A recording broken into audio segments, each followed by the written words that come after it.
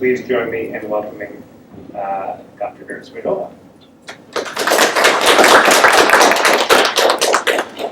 Thank you so much. It's great to be back here. So we, just like you mentioned, we're trying to kind of theorize this idea of recolonization, right, in connection to all various decolonizing, neocolonizing, and just colonizing spaces across Russia and the former Soviet Union, the Russian Empire, etc. So we're trying to kind of like think about it through various ways and on various scales, and on which we will talk about today. And so when I think about those sorts of recolonizing efforts, I often kind of go back to my personal research struggles, where I oscillate between this concept of property and the concept of territory, right? Both kind of in our Western-centric thinking imply kind of a legitimate ownership of a piece of land or a piece of earth surface owned by either a group of people, usually a state, that would be the idea of territory, or by an individual, right? Which assumes all kinds of various property rights and all those things that come along as a package. And so, of course, it draws from most often Eurocentric experiences as well. And so when we try to oscillate between property and territory in Russian context, those ideas of sorts of a spatial container of power just don't suit the Russian examples. We see it over and over and over again. This occupation, annexation, all of the eastern territories in Ukraine, and the full-scale invasion as well. You see the oscillation between, again, property and territory, and how the Russian sort of understanding of it doesn't fit that Western container sort of perspective. And so Russia often engages in this rhetoric, right, being selective in the way that it chooses to talk about property or territory, whether systemically disregarding autonomy, territorial autonomy of its neighbors, right, or demanding recognition of territorial sovereignty inside Russia itself. And so Ruth Dermont have done an incredible job talking about this as a sort of a quote-unquote dual sovereignty. And what she does, she outlines this selective shift, right, between Westphalian idea of territorial sovereignty, and here again you can talk about property as well, or a post-Soviet model of territorial logic where the territorial sovereignty of neighboring states doesn't really matter, right? And so Dermont describes this as a dual relationship, right, where we sometimes selectively respecting Western container view of ownership of a piece of land, and sometimes we choose to close our eyes, right, and not to do it. And so we see the same story also unfolding on a property scale too. So we can talk about this dual property, right, talking about some land parcels are extremely insecure, some property rights are extremely insecure, and some property and some parcels are extra-legally expropriated from their previous owners if they are deemed to be important. And so Russia's sort of inconsistent spatial thinking has left us geographers in just, we don't know what to do. How do we analyze this? And especially after February 24th, 2022, with the full-scale invasion, how do we analyze this territorial perception? And so some people talk about this as the idea of spatial anxiety, right? Just kind of sort of inability of control the vast space, which leads to the selective application of either extremely legit macro technologies of power, expropriating the space as much as we can, or intentionally leaving some pockets as agile, empty, overused, terraformed, devastated, and not appropriate for any future sorts of uses. So have people who studied Russian colonization historically talked about it quite a lot. From, for example, allowing, right, the peasant go freely into Siberia and appropriating occupying spaces, to this political desire to tighten the localization of space, to put people to the land, to attach the Cossack settlements to the land, right, therefore reinforcing the frontiers by putting people in places of borders.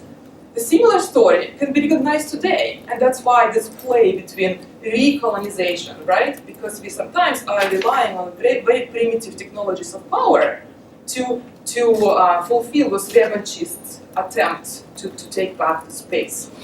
And so what we see, the same contradictory technologies are taking place.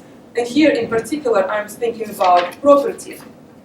And so, for example, Ukraine has seen various land codes, land privatization reforms have been already passed across the annexed territories, while the front line is active and moving. So what we see that Donetsk, Luhansk, Zaporizhzhia have seen land codes passing and nationalizing property on the ground, even though it's extremely complicated and dangerous, and we see the land deals conducted already on the ground, and some people speculate that maybe migrant labor is already traveling with when the signatures for those land deals are signed on the grounds. And so most of those land codes, quote unquote, talk about the preservation of national property by expropriating the land plots, natural resources, and object of strategic sectors of economy and state property owned by Ukraine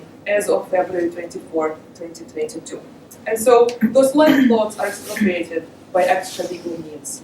Otherwise, on the other hand, we see some regions where Russian troops are retreating, they set mines and destroyed farming equipment. We see, quote-unquote, 30% of farm fields around Kiev have scattered mines and will stay fallow for a very, very long time. So we see a deliberate destruction of some pockets of land and its deliberate sorts of emptying. So therefore, recognizing how these various spatial technologies, be they primitive or not, be they recolonizing or neo-colonizing, but how they play out on the ground as we sort of move and talk. And what political geographers have often done, they have used the Russian reading of territory, the Russian reading of property, to challenge Eurocentric perspectives, right? And I see this troubling, even though I am guilty of doing that myself, but I see it a little bit troubling because fixating on this Russian special territorial vision, we do three things that are just wrong. One is we are validating Russian geographical canon, which is extremely statist, right? It's produced by the state. Secondly, we mystify this mysterious geographical soul that is constantly looking for expansion. And third of all, we legitimize expansionism. So as geographers, talking about those various spatial technologies to destabilize our own thinking about European practices and whatnot, we really need to be careful, otherwise we can fall into that sort of uncritical treatment of Russian geographical canon. And when we start to unpack it, we will find so many misalignments within it. We will find that so many geographers, Russian geographers, have been indeed actually using various nomadic experiences, peasant experiences, sorts of exploring them and extracting that right territorial thinking to fulfill the statist, expansionist claims. And that's what I find troubling. So I think kind of problematizing that big elephant in the room and unpacking it and seeing what's inside rather than being obsessed with the Russian mystical territorial thinking, that is something that we need to move forward. That's kind of my 5 cents. Great. Thank you. All right, please join me in welcoming Dr. Elena Trubina, who is speaking next. Thank you. I would like to begin by pointing out that we gathered at the moment of enormous rupture, at the time when millions of people had to flee, had to live there, sometimes destroyed houses, sometimes they had to flee for sake of safety of their own and their families. And also we should not forget that again dozens of thousands at least of Belarus people and Russian citizens fled country straight after the beginning of the war and later on. So we are witnessing part of this rupture that I mentioned. We are witnessing enormous mass displacement of people that makes the boundaries between Russia and neighboring country very porous if you take into consideration that there is this constant movement of people across those boundaries that still are penetrable, that way you can go with Russian, Ukrainian and Belarus passports, not many of those. And so since this abrupt event, the Russo-Ukrainian war, is still going on, it's difficult to comprehend it, it's still unfolding. And a large part of this work of comprehending the war and its consequences and reasons consist of distancing or what's kind of commonly accepted now, canceling Russia and all things Russian in higher education, in funding schemes, in sometimes common talk that one witnesses, in social media, etc. And this is maybe understandable politically, but it is hardly productive scholarly, not only because the country is too large in many senses to discard, but also by virtue of its people continuing belonging to the world. Now, of course, this belonging changed because of the aggressive self-isolationist tone that the Russian government promotes. Yet, given that Russia remains a variously globalized country, the dynamic or even dialectic of globalizing tendencies and deglobalizing tendencies, I think, is something to look at and look kind of what's going on in Russia in this regard, but also vis-a-vis symmetrical tendencies marking the life and politics in many other regions. This needs to be investigated, I reckon.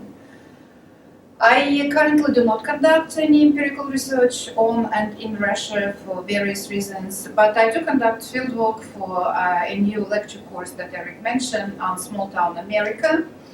Based in Durham, North Carolina, I made a few trips across the American South, its lovely historic towns, and its many abandoned places.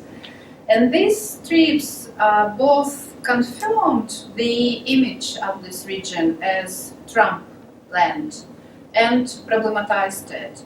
They also raised a great deal of questions about similarities and differences between the ways in which regions and places develop and stagnate in different parts of the world, including Russia and the post-socialist space more generally.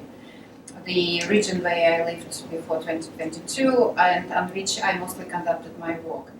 And I wanted to bring here part of this baggage with which I came to the US just to give one lecture course and then you may say got stuck. So back there in Russia I also visited many small towns and abandoned places. And I should say that applying the basics of political economy to the ways that the Russian state encouraged rent extraction left no illusion regarding uneven development. One of the concepts, one of the sensitivities that we're going to discuss today are very dear to my heart. So this concept and the set of argument that this roundtable addresses, among many others, I think it's useful because I may be kind of getting a little bit ahead of what's envisioned for this table, but I think it's relevant to think that understood as relationships between places that produce and reproduce inequalities in wealth, mostly in power, speaking of power strategies and resources, this condition also provides a great deal of rhetorical responses and produces a great deal of rhetorical responses and political responses which are meant to camouflage its depth and its spread. One of those responses is notorious narrative or argument which is called blame the victim. You hear about it in American press in abundance, and it was very generously applied in relation to Russia from external observers, analysts, pundits, Russia and post-socialist region in general. And it's been very actively used within the country in the manner, again speaking of political technologies, very similar to what Pierre Bourdieu calls symbolic violence. And so I'd be glad to elaborate on this in the following discussion. And so my stance here is that processes of uneven development are characteristic for the ways capitalism operates in principle, in general, and some geographers claim that uneven development is organically linked, if there is anything organic in this world, organically linked to the social relations of capitalist economy. Harry Harutyunyan has described uneven development. He has a book on uneven development of Japan as, I quote, active and unwritten law of capitalism from which no region can claim exemption. So the given that we are dealing here is that there are universal tendencies of uneven development which are compellingly described by a group of neo-Marxist scholars led by David Harvey and Neil Smith, and its historical and geographical particularities, that is the concrete form it takes in given circumstances.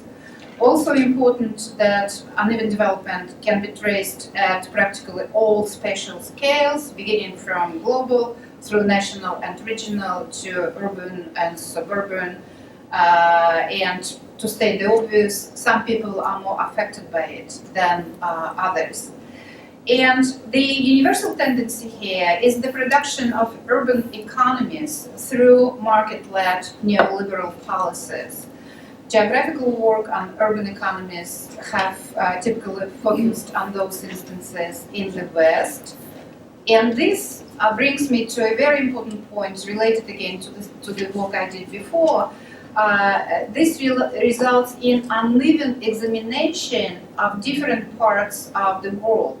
It is perhaps not particularly kind of noticeable or visible when it comes to very interesting events that are organized by the Slavic Studies Center here at Texas University. But when you try to come up with the more broad picture of what's going on, you see enormous discrepancies in the ways that knowledge about regions and cities is being produced globally.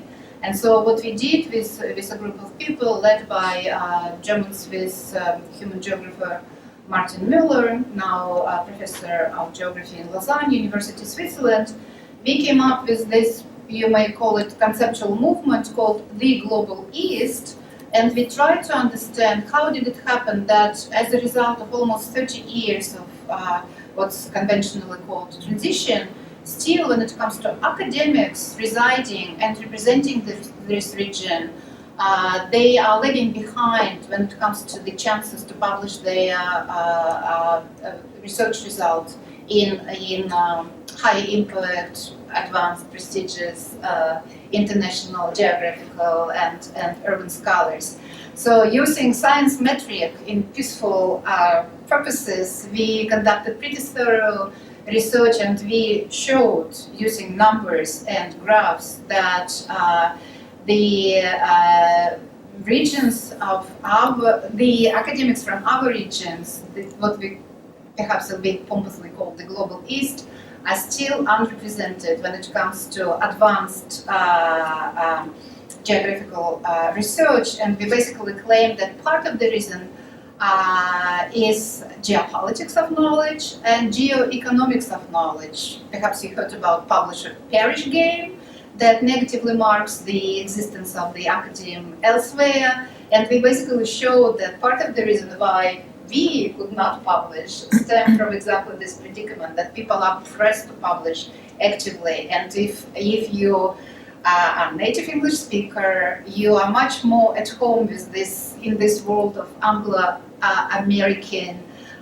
dominance, Anglophone kind of literature, its idioms, its jargon, in contrast to the poor Polish guy who comes from small town and who needs to climb his way to the top of this hierarchy of sorts. So we published several things on this matter to show that this needs to be changed, but of course all this work was done before the war, and now within this large region, which is rapidly changing because of the influx of people that I mentioned, the differentiating stance of researchers, but also of general public, is directed towards Russia, and particularly at the beginning of the Russo-Ukrainian war, you could hear comparisons of the Russians with orcs. Remember no, it's not Game of Thrones. It's Tolkien. It's Tolkien. So the image of this archaic country filled with docile, conformist people willing to fulfill all demands of the autocratic leader was kind of populating the pages of the global press. It's a different method to what extent justifiably. And so now it's difficult to talk about the region at large, while I think it still makes sense. And the last point I want to make, to return to economy and different kind of connections between economic development and political development. I want to emphasize that when it comes to, let's say, common development of this region, Eastern Europe, Central Asia, Russia, the countries belonging to this region, the countries this region is composed of, experienced quite substantial pressure to yield to policies of structural adjustment. And this led to various kind of various kind of hybrids, various hybrids of statism and neoliberalism that kind of established themselves in these countries as a result of broad, sometimes aggressive introduction of market-led economic development, urban development in particular. And so I think that to productively address this re-colonization that we introduced as the main topic of this gathering, we need to try to understand how this ongoing crossbreeding of statism and neoliberalism happen, how recentralization, electoral clientelism, increased concern for national sovereignty that Vera mentioned, how this all play together, and how it kind of sheds additional light to this work on recolonization. Thank you. Thank you. And our last presenter, please join me in welcoming Dr. Shannon O'Leary. First of all, I would like to thank these two for organizing this panel. I was so intrigued when I got the invitation. Would you like to join us and talk about this? And I said, would I ever? It is interesting because as I sat thinking about this idea of recolonization at this time and what Russia is doing, picture me in my office and I've got like I'm literally pulling out like my books from grad school and I'm looking at them and I'm like, it's kind of the same. It's like a lot of the same practices, and it's even going back to, we were talking about this before this session, going back to my studies of Russian literature and the whole like, look over here and what we're doing and don't look over here and don't pay attention to this. Anyway, so in all of these thoughts about it, what I landed on, and I'm getting a little bit ahead to the question that we'll be talking about later, about what are some theoretical concepts that we can use to understand what's happening. And I couldn't help but go back to Robert Sachs' work on territoriality. And if you don't know it, let me run you through it really quickly. Taylor, I could probably call on you to, you probably get a lecture on this. Okay, so the idea of territory, it doesn't just exist, but that it is made, and it is made through a particular strategy. It's a strategy to control people and things by controlling area. And there's so much I could say, but I'm just going to kind of keep to the main bits. One of the key things about territoriality as a strategy of power is that it depersonalizes power. It makes it sort of, well, it's obvious because we can map it. It's a spatial thing. I can show you on a map what is happening, and I will show you on maps. But territoriality involves three things. There's not a quiz on this, but see if this makes sense to you.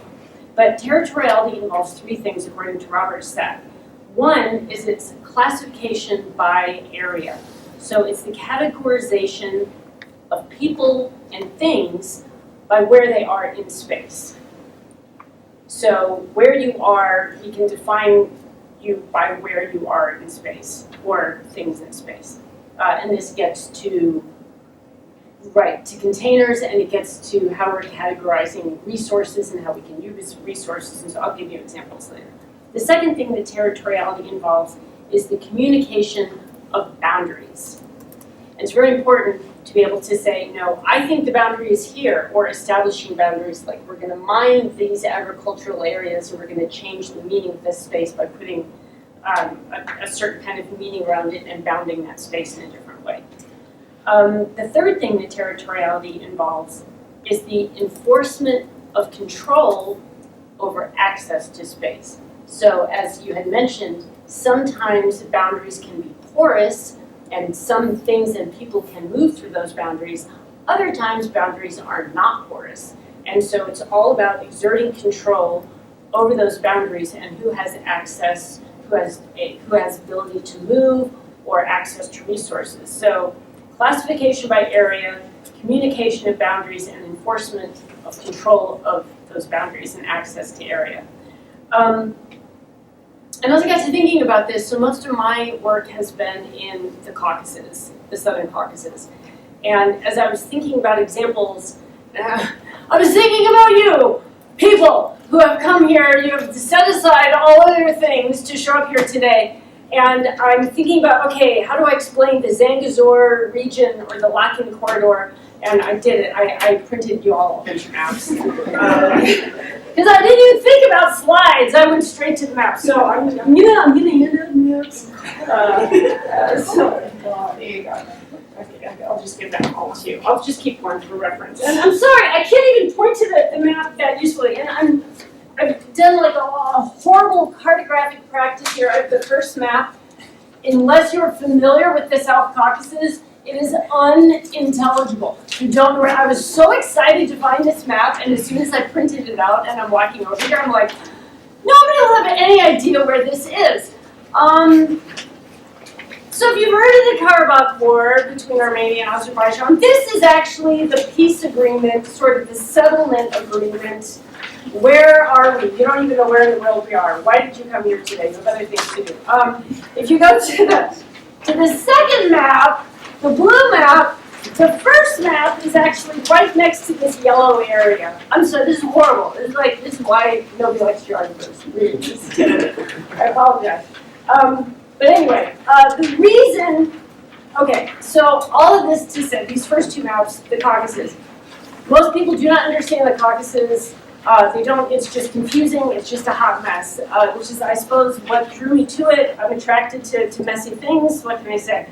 But this is an example of territoriality, because even amidst this conflict, which there was this kind of outbreak of the conflict of 2020, and then we're trying to get a peaceful resolution, Russia is still inserting itself the same as it always did during the Soviet era, saying, no, you want peace in this area?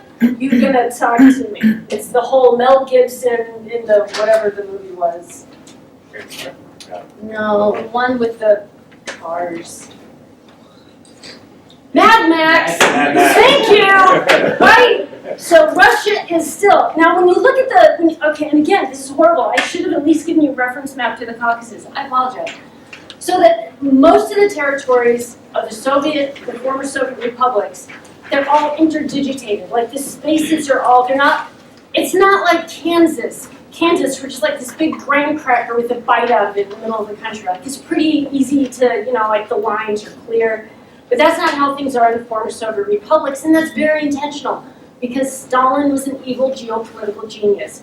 And he knew the way to keep peace was to keep everybody arguing with each other and then to have the central government in Moscow, the Soviets, come and say, we got this, stand down, we'll control this. So they create friction, and then they come in and they're saying, we're the peacekeeper, let us do this.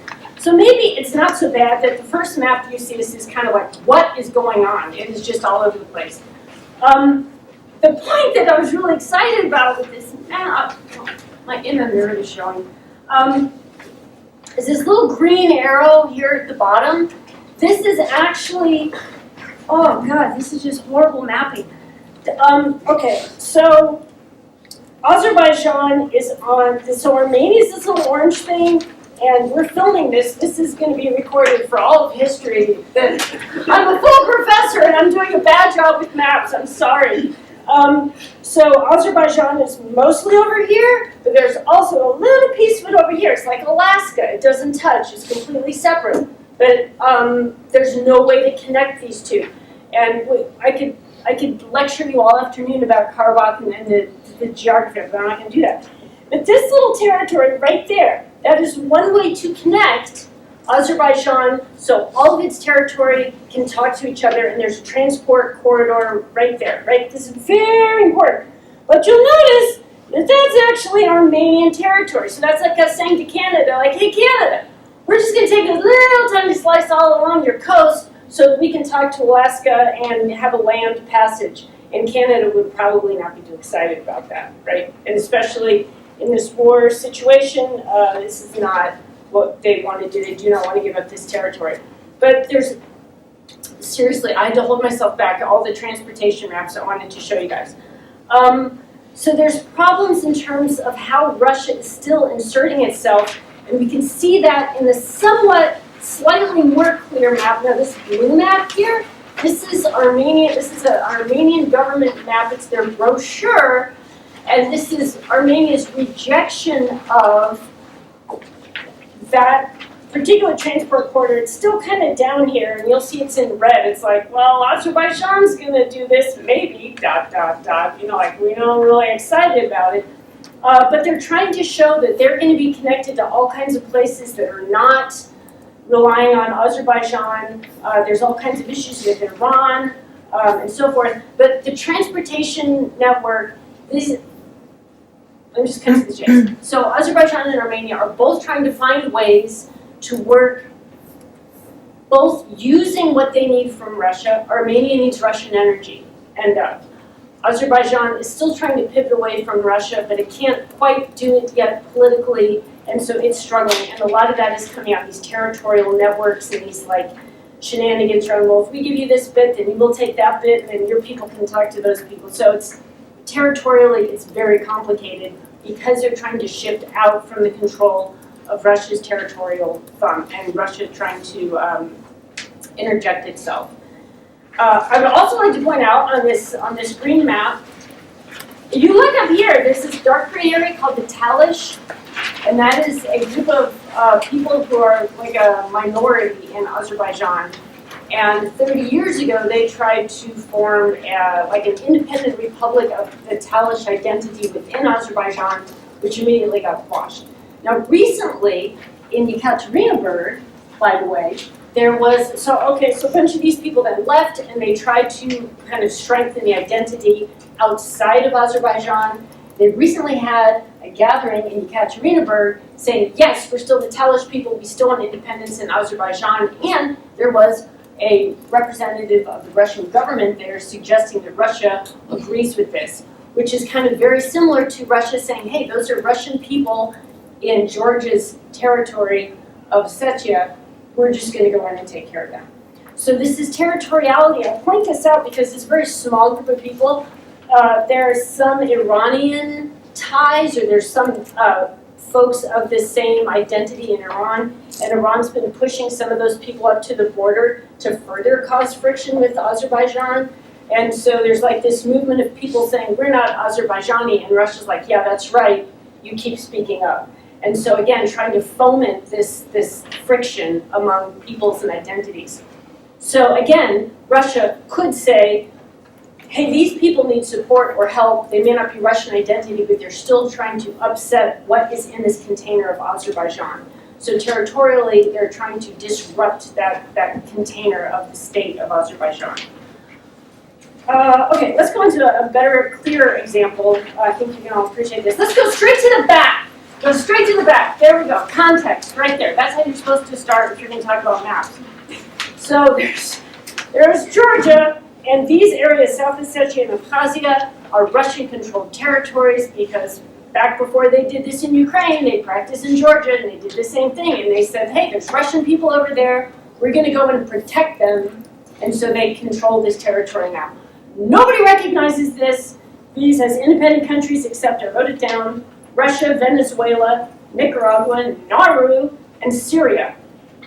Other than that, everybody sees this as Georgian territory still. So this is a conflict, and again, we're trying to control territory and access. Over here in Abkhazia, in this, you can probably pronounce this better than I can. Yeah, what you said. They are doing this, which is this, and they are trying to build, they are threatening to build, they're doing a lot of things to build a deep sea naval port. Deep sea meaning you can trench like bigger boats through there. They're trying to build, they're threatening to build, they're saying they're going to build a port here in this Russian-controlled territory of Abkhazia. Who cares? The reason that we care about this is that if Russia says this is their territory and they have now a naval port on the Black Sea, that gives them a different route of access to Ukraine. And if they start to send warships out from there, then that technically drags Georgia into the war with Ukraine. And you can't join the European Union if you're in this kind of a conflict. I mean, there's layers of conflict. So this threatens Georgia on a lot of levels. Whether or not Russia actually builds this shipping port and actually sends ships out is, I mean, this is important, but it's not quite relevant. But it's exerting control, saying the meaning of this territory is it's Russian control. It's important to us, and it's going to be part of this war in Ukraine. So that activity is an important exertion of Russian territoriality in an area that most people don't recognize as its own legal territory. So I'm just throwing some maps out there, and I apologize for not doing a better job at presenting the context, but I think the concept of territoriality and the control, not territory, but territoriality as a strategy to control space and people's understanding of space and what gets to happen in that space or what doesn't get to happen in that space is a really useful way to look at what Russia is doing now, not just here in the hot mess of the South Caucasus, but also in Ukraine and in some of the other places that have been mentioned. Okay, that's all I got. Thank you. Thank you for your attention. All right, so we have some great presentations, and there are a few questions here I want to introduce, and then I want to open it up for broader questions. Maybe I'll give my questions, comments together, ask each of you to respond in a few minutes, and then we'll open it up. So I think it'll be really interesting to hear from the audience as well. And I'm going to focus on the second two questions that you suggested, because I think all of you really did speak to the first in terms of how you're looking at geography and geographical theory to understand Russia's behavior and understand what's happening on the ground both sort of as experienced in its physicality and also imagined in Russia and also in the South Caucasus. So we have two big questions here, and I'm going to ask the questions and also give some additional remarks if that's okay. One big question that comes up is actually, I'm going to change the order, the last one about Russian government behavior and debates about decolonization in our field and debates about settler colonialism. And here I'm particularly interested in two things that I would like you to address. One is, Russian, let's say, uniqueness, the uniqueness of what we're seeing. And in particular, because you're calling this recolonization, where does the re part come from? What historical legacy is being reactivated here? Is it a Soviet legacy? Shannon talked about the Soviet legacy of these borders.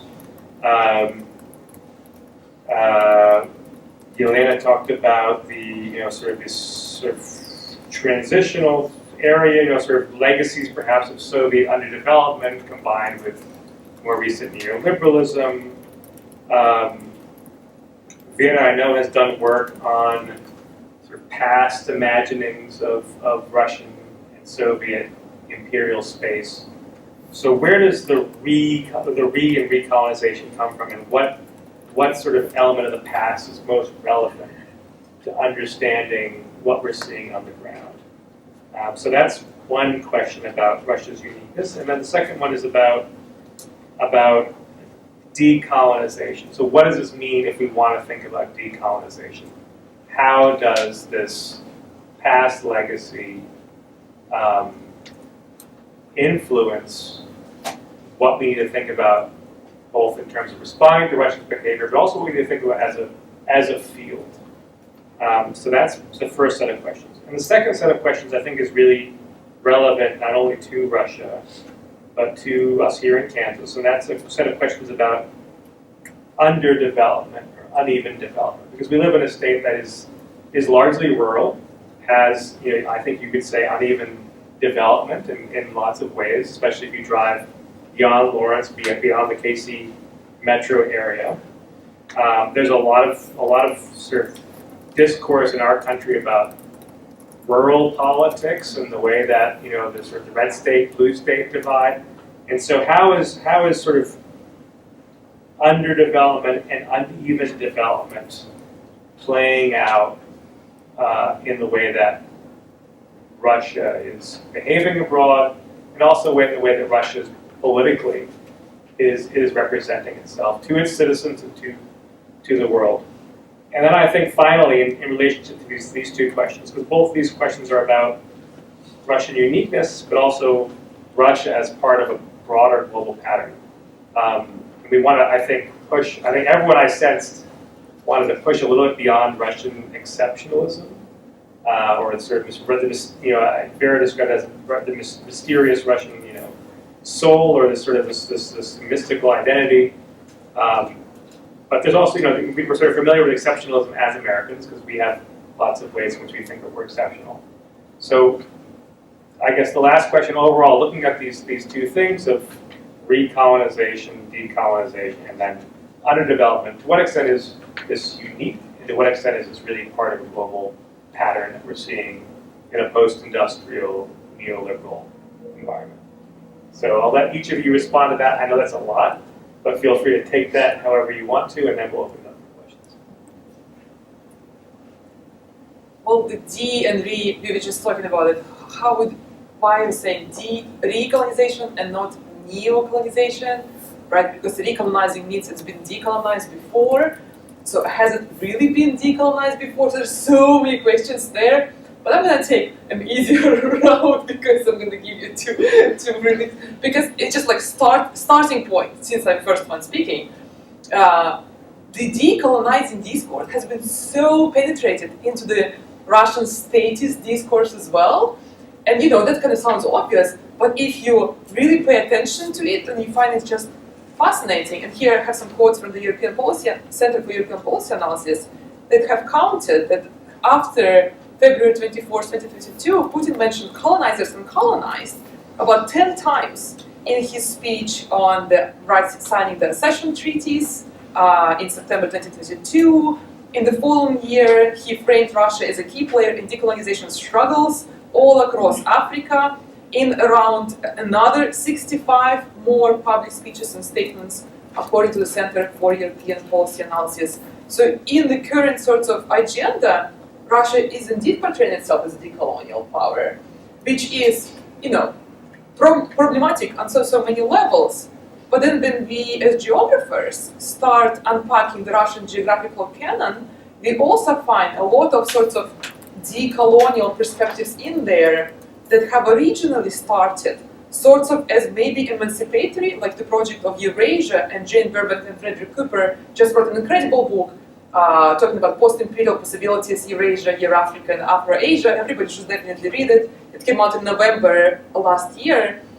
But they also discuss those projects of Eurasia or other like peasant geographies that came out of Russian spatial thinking as originally sort of constructed as emancipatory and decolonizing, but then taken by the state, used and exploited in their own recolonization efforts, right? We see those stories from the Russian peasant land commune. I'm sorry for being so nerdy, but I did this for my PhD research. I've studied the Russian land commune and how where property came to Russia from. And so indeed the idea of the Russian land commune was used by so many Marxists like Rosa Luxemburg to talk about the beautiful emancipatory potential of people living collectively and working the land collectively without even owning it, not even having property title to it. And so the spatial technologies, the peasant ones, the nomadic ones that were mobilized by Eurasianist discourse as emancipatory, liberatory, uniting people across many different continents, right, to come up and rise against their colonizers, were so swiftly mobilized in Russian statist geography as recolonizing. So that's where I see the playing of de- and recolonization in Russian geographical discourse and how the state has adopted it, talking about, there are some funny stories, like you can take one Russian, very specific geographical term, место развития. It's a Eurasianist term, developed by Eurasianists. And we see Putin public speeches talking about Crimea as the место развития of the Russian culture, as the place, the topogenesis of the Russian culture. So all those various concepts are penetrating the current foreign policy agenda big time. And that's where I see the interplay between de- and recolonization taking place in discourse, which I do think is quite powerful, right? Kind of unpacking that and seeing how that has been done originally, borrowed from the ground, and then extrapolated. That's in between de- and recolonization. That's kind of I'm more of a discourse analysis person. And in terms of uneven development, and that's where I see more materialities, because coming to the property question again, we see that extra-legal appropriation and land grabbing in the annexed territories informs the Russian property question too. And that's where I'm kind of speculating, but since the invasion, full-scale invasion of Ukraine, we see various amendments have passed in the Russian civil code, for example, further undermining the institute of private property on the ground. For the first time, we now see that it's if you don't use your land plot in proper ways, and that can be a pretty broad term, it can be expropriated from you. So that's a big amendment that have passed since February 24, 2022. And that amendment have passed quite quietly, and we haven't really talked about it much, but indeed many property holders that are not using land in whatever they originally have bought it for are indeed might lose it. So we see that extra-legal appropriation of land informs property culture at home, and that is where the uneven development plays out even more stark, right? Because we see various faraway regions where property institute is already extremely fragile, even if it's even there, are already seeing that sort of further erosion informed by the war. So that's where kind of more material outcomes to me evolve. There's a lot more to discuss. Thank you. Yeah, me? Okay. Tricky. So when it comes to decolonization discourse, it has been implemented very differently by academic circles and by politicians. As already you and Vera mentioned, Putin increasingly relies on the argument about the need to decolonize the world, and what he means by that is that the American and largely Western dominance need to be stopped, and multipolar world needs to be established, obviously led by you know whom. And that's popular argument. You should have seen how I was greeted by a person seemingly of Syrian origin a couple of days ago at the airport when she saw my Russian passport. That came as a surprise. Like, and she, Yelena, have a nice trip with a great gusto. Like, we are with you guys.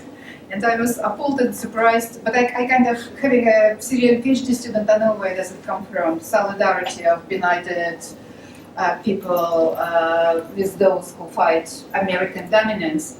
And where it becomes really trickier is that when you look at the historic sources, when you go through recent historic accounts of how American dominance was established, I'm talking in particular about Red Globalization volume, Oscar Sanchez Siboni, published a couple of years ago. He pretty compellingly shows that there was indeed very systematic attempts to establish American dominance at the expense of what used to be called East Bloc, Eastern Europe, Russia, and Central Asia, where they wanted to have trade treaties with Western Europe. They failed because of the introduction of dollar as a major currency, and so it went. And as a result, when it comes to the predicament that the whole region, again, you see that I'm kind of still into my regional global East interest, but when you see how the whole region, including Russia, went through the transition years, you could kind of conclude that the initial conditions of inclusion of this region into the global economy were very unequal. As Stephen Sampson claims in one of his articles, they were winners of globalization, they were losers of globalizations, and the rules of the whole game were pretty merciless. So we are talking, and this kind of allows me to jump into another development which I do in a second, but I also wanted to draw your attention to the fact that when it comes to the contrast between political rendering of decolonization and academic understanding of decolonization. So if in the first place, in Putin's version, there is this call to set the world free from Western or American dominance, if you hear the conversations that took place in the Slavic Studies conferences and in the larger discourse surrounding, academic discourse surrounding Russian invasion of Ukraine, you hear systematic calls to set humanity free from the menacing shadow of Russia, including Russian culture, Russian politics, Russian people who happen to be docile, conformists, supporting autocrats, and so forth. So there is this massive, I would say, movement, and there are people who specialize in pushing this agenda almost every day. Let's decolonize Russian studies, let's decolonize Slavic studies. This is a very controversial project of sorts. I have a lot of reservations about this, not only by virtue of me being Russian, but also because of the ways in which this project has been implemented, at least as of now. But I guess you see a very interesting tension here. Who is the major perpetrator? Who is the major enemy of humanity here? And that's pretty tricky to tackle. That's very serious. We are back to what seems to be two-power world. We are back to what some people justifiably call new Cold War. And how it's going to unfold, what will be the consequences, remain to be seen.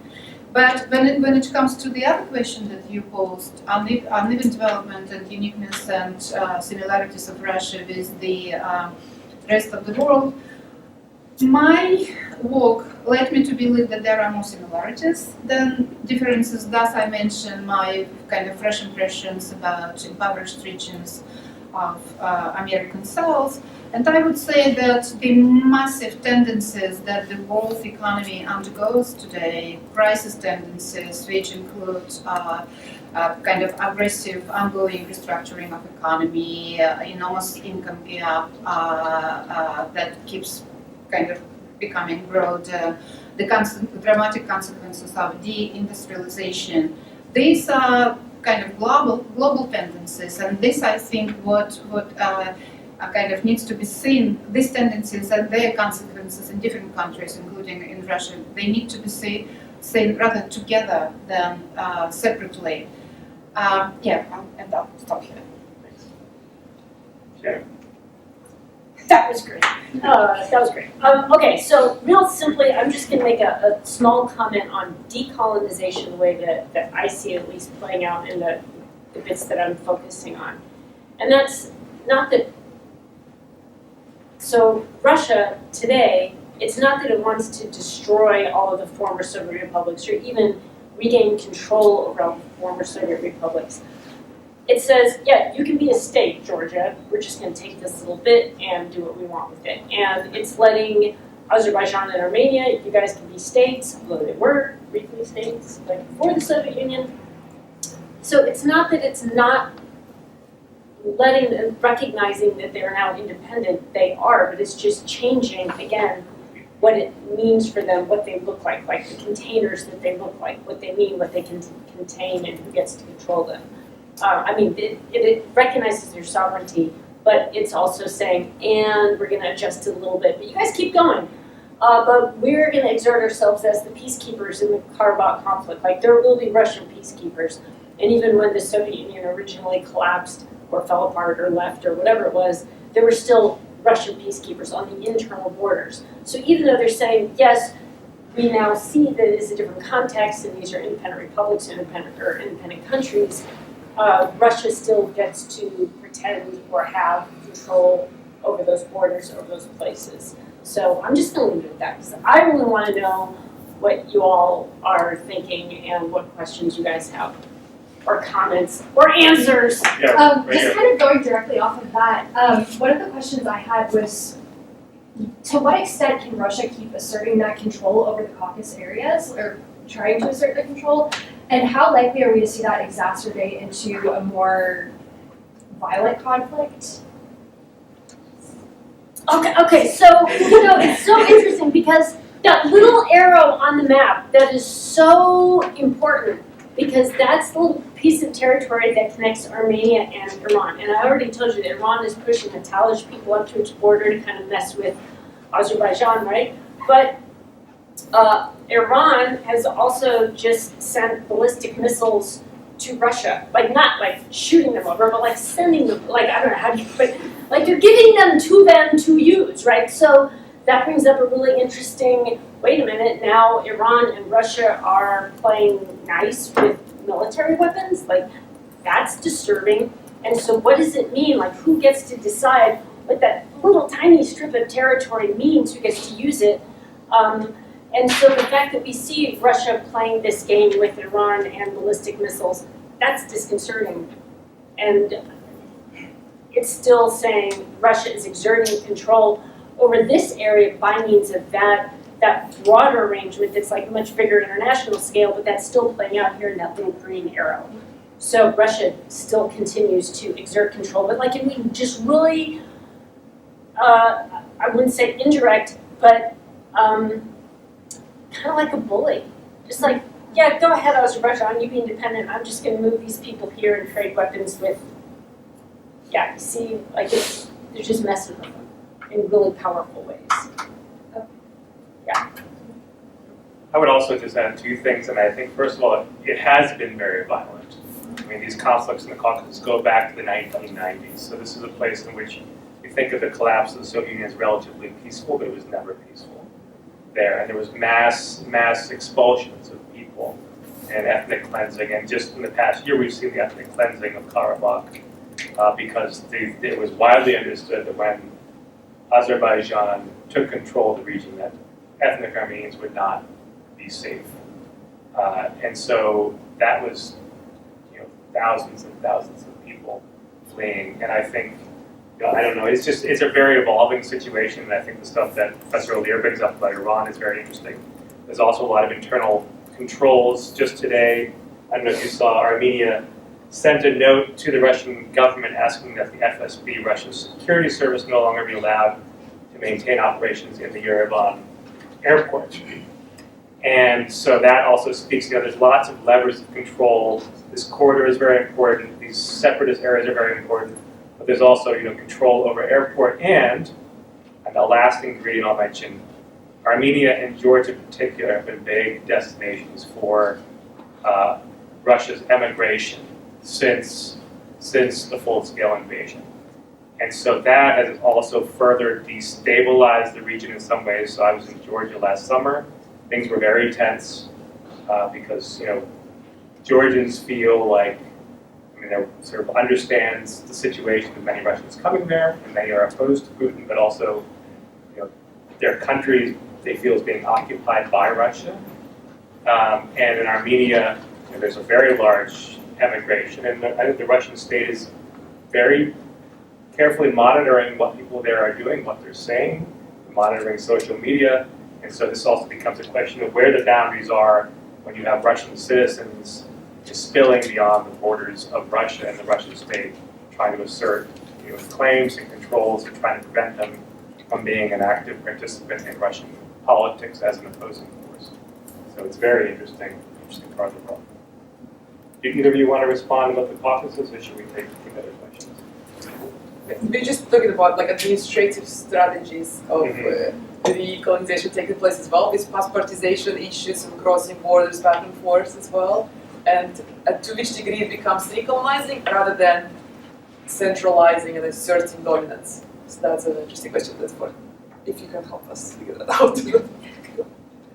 This is a very broad question, but sort of thinking about this idea of multipolarity again, we haven't mentioned China, and they seem to be in this sort of awkward position because, of course, they're economically and politically they're sort of intertwined with the United States, but very much so with Russia. So I guess the question is sort of broadly, what is your take on what is their position in sort of mediating this, both the conflict with Ukraine and sort of the idea of recolonization, just more generally?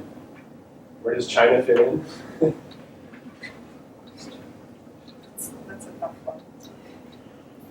Okay, well, all I got is another, actually, so John Biersack, who you probably remember, was one of my PhD students, and we wrote a paper back in 2014 about how Russia's annexation of Crimea, if you pay attention to the maps of the oceans around Crimea, the waters around Crimea, there's actually a lot of undersea oil wells. And one of the arguments that we made in our paper, happy to send it to anybody who wants it, everybody was talking about this is Russia's aggression or a move to the west, and our argument was it's actually moved to the east because those oil wells around Crimea actually were serving to fill a pipeline from Russia to China that they were building at the time.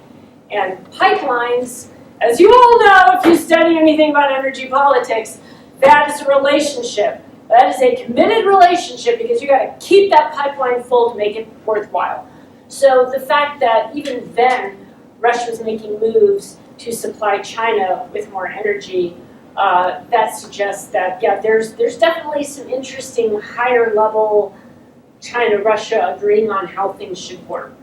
And I'm sure we could talk about, Taiwan and, lots of other territorial things like that.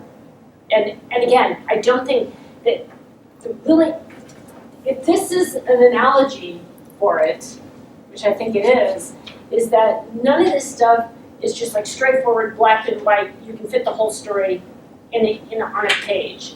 That there's like different fonts and different things happening in folds and creases, and it's like we have to really study it, which is what geographers do. We dig into the mess, and so I don't think that's my answer. Like one answer is the energy politics between Russia and China, but I think there's a lot of layers involved with it. It's a great question. So just to add a little bit, as you perhaps read, there happens a massive restructuring of supply chains.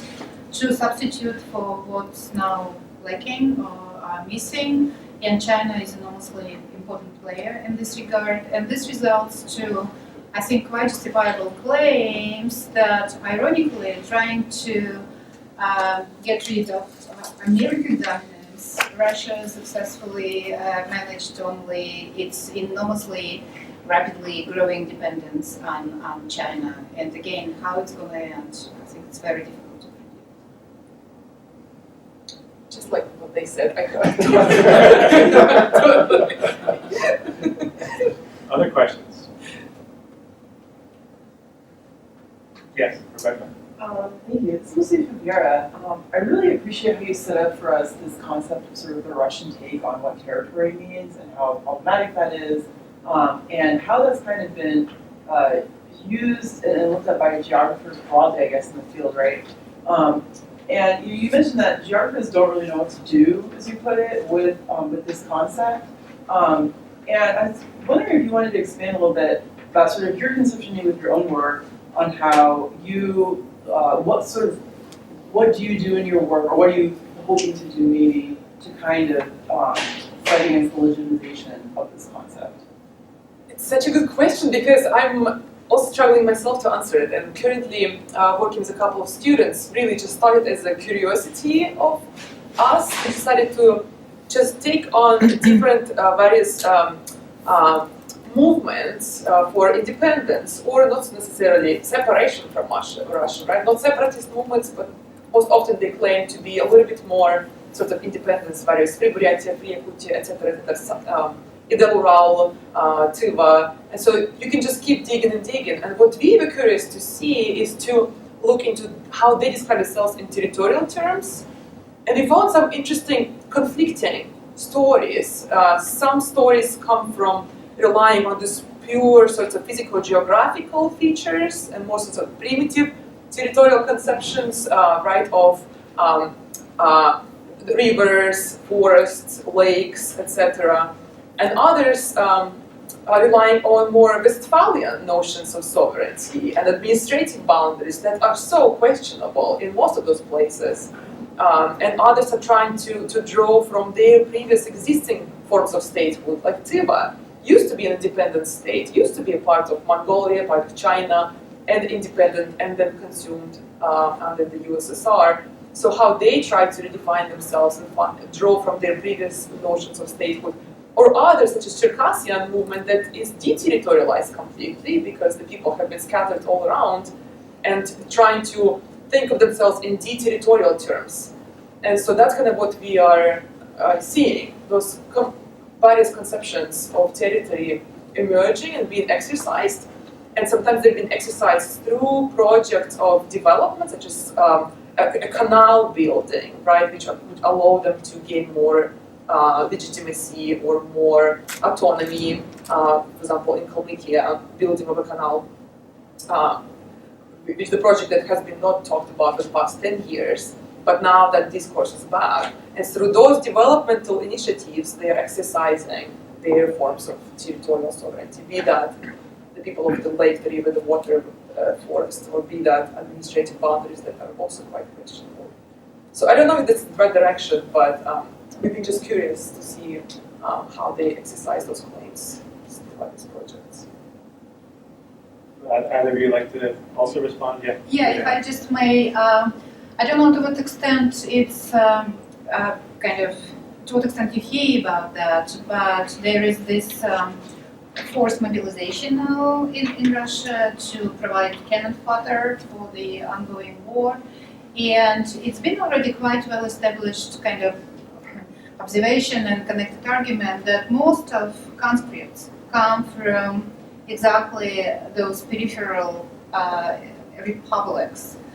Tuva figures quite actively, Buryatia, and where it becomes kind of connected to what Vera outlined is that one hears from time to time half-suppressed news that the leaders of the ethnic movements, nationalist movements in these remote regions, they organize rallies of the locals to object cynical policy of Russia to offer exciting career opportunities to young, impoverished guys by promising them hefty salaries in case they decide to go to the front. And these regions and kind of republics happen to be so impoverished that really a lot of young people consider it to be the only opportunity for them to make a living by joining the regular army. So there is a very interesting nexus between kind of emerging movements for autonomy, for on the verge of kind of separatist movements, and persistent and cynical recruitment of boys and young men, and so not so young men, exactly in those republics where economic base is very limited. Yeah, I sketched out a whole lecture on uneven development related to energy, geopolitics, and the South Caucasus, which I'm just going to skip right over that. But if anybody wants to talk to me about nuclear energy and the next, I will say this, that the next, okay, if we thought it was crazy that the last COP meeting for the climate change, whatever, was in Doha, a major energy producer, guess where it is next year? It's going to be in Baku. Oh yeah, talk all day about it. Very interesting. Other questions? Yeah, I think sticking to the South Caucasus and I guess the conflict between Armenia and Azerbaijan, I was also thinking about other regional powers like Turkey. I know that Turkey supports Azerbaijan because Azerbaijan is a Turkic people, and they also don't have, I think, diplomatic relationships at all with Armenia. What is the role that these, I guess, regional, not so great powers have in these areas, and do they even matter at all, or should we just focus on the big powers like Russia? It all matters, right? It all matters. It's like it's all connected. I mean, Turkey, Armenia, the genocide, the whole thing, the whole because of the Armenian lobby in the United States, we blackballed Azerbaijan from aid after 9. I mean, it just goes on. It's huge. Azerbaijan is just now setting up a recent agreement with Serbia, which is really interesting. It's a military agreement, but it's also an energy agreement. And Azerbaijan is actually hoping to exert some more soft power in the Balkans through that. I mean, so it's like it's all interconnected. It's kind of like a carousel with things going around and up and down, and I would also add in and out, and it's a matter of where you want to jump on the ride to, because it's all moving. It's so many moving parts. So just pick a thing you want to focus on, pull that thread. Yes, Turkey matters hugely in the Caucasus still. Absolutely. And it's a member of NATO, so that's super interesting. Yeah. Would Vera and Elena like to respond, and maybe even to respond to this, the categories used here, sort of great powers versus middle-ranking powers? Are these terms you think about as geographers, or how do you deconstruct these terms as geographers?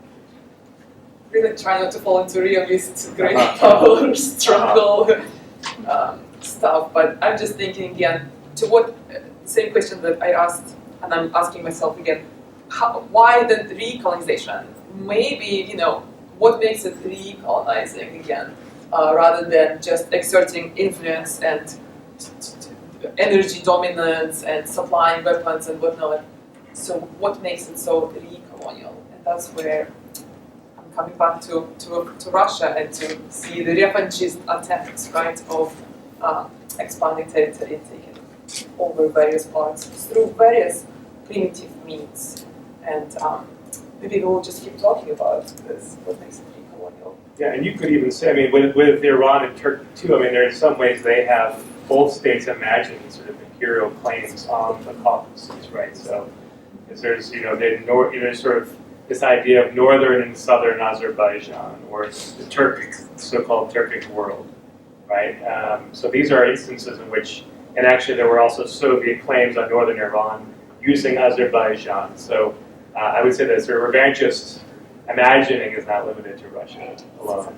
Yeah. Yelena, would you like to have anything to add? I agree. Okay. One thing I would like to ask you about, it's a term we hear a lot now. It's one I'm familiar with as a historian, but it's become part of the discourse for global analysis and popular discourse. This idea of settler colonialism. So how useful is that to understanding what Russia is doing and how Russia has historically behaved in this region? And maybe also then what are the limitations of this term too? Going back to land and property, I mean, we really don't know much what is happening. We only know that the laws have been passed, the land codes have been passed, nationalizing all the land. But what we know what happened prior was Crimea, and there were about 3,000 to 4,000 land deals on the ground, essentially splitting right pieces of various wineries and whatnot, first nationalizing them and then selling them off on the market. And so we see kind of a sort of an outcome of similar, not so settler, but also indeed kind of also settling, right? Taking directly the land.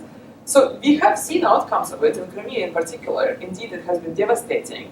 And some places such as ancient wineries that have won many awards and whatnot have been sold on the market to various pretty influential individuals as well, right? So there are examples that this has previously happened. So we might see with those land codes passed in the next territories, a similar sort of development. Can we call it recolonizing and settler colonization? And some scholars have tried to use the settler colonization concept to talk about those kinds of efforts. And I think that's a fruitful one to use and to maybe sort of as a jumping start. Anyone else want to weigh in? I'm just going to go off on the Caucasus again. I'm just No objections from me. Do you want I know. You're just going to enable me. I know. I mean, What do you think? Well, I mean, I think that with Crimea, I think you have people who have moved there since 2014 from Russia, right? Have changed the demographic makeup of the territory, and and part of the appeal too is in terms of this idea of settler colonialism. I mean, it's very interesting because it's also, I think you're right to bring in this aspect of property, right? Because it's about a state policy, but it's also about the idea that individuals can participate in this imperial project and own land. And I've seen this even come up. I don't know if you saw this Russian Ministry of Defense recruitment video where the soldiers are talking about where they're going to live after the war, and someone's saying, "Oh, I'm going to have an apartment in Kyiv." And so, I mean, these are sort of this idea that you're participating not only in sort of supporting the Russian state against this NATO expansion, but also that you're going to get something out of it, very tangible, and that's it's going to involve owning the land where you're fighting. It seems very powerful, at least the way that it's being used. And I don't have any data on the extent to which who's moving to eastern Ukraine under Russian occupation. I've seen more about Crimea, but I think there it seems very important, and also what's going to happen to these areas that are totally depopulated. So Russia retaking some of these cities now. There's no one left, right? So what happens? Do they rebuild? If they rebuild, who moves there?